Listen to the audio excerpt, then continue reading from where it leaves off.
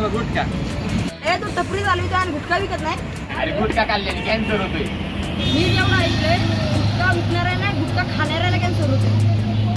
तुम्ही बरोबर ऐकलंय, पण मी नाही विकत. वाटलं तर तुम्ही दुसऱ्या टपरीत ना घ्या. जातो बाबा. अरे आमच्याकडे नाही मिळत आणि तुझ्या शरीरासाठी मग असं भाषण देऊ नको.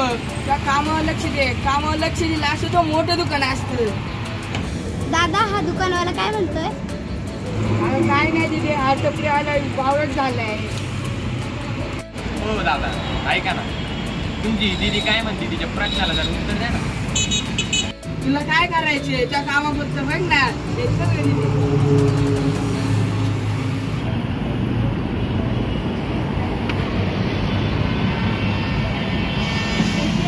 रे जाऊन.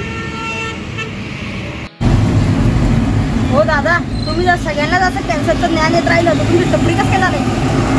अहो भाऊ, असं काही नाही की आम्ही गुटखा विकला नाही.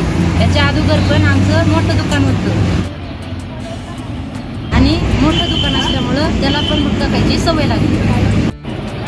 नंतर त्याला डॉक्टरकडं दाखवायला नेलं.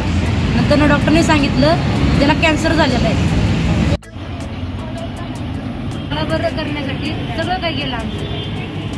तर फक्त एवढी टपरी राहिलेली आमची.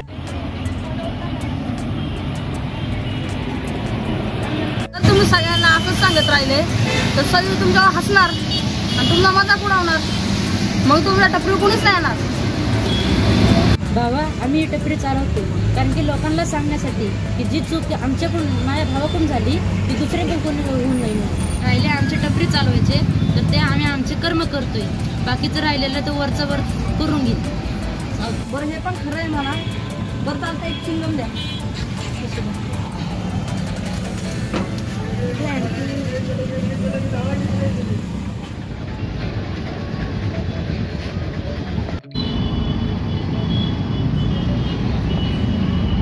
बोला काय देऊ. धन्यवाद दादा.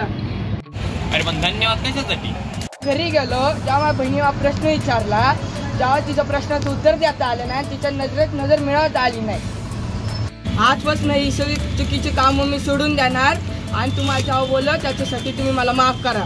तुम्ही गुटखा खाणं बंद आणि जेव्हा तुम्हाला काय बोललं असेल त्याच्यासाठी मला माफ करा.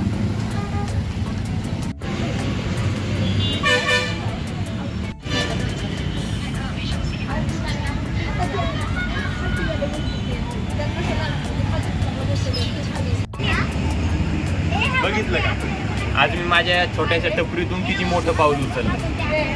सगळेच जर असा विचार करायला लागले तर आपला हा समाज कधीही वाईट वळणावर जाणार नाही.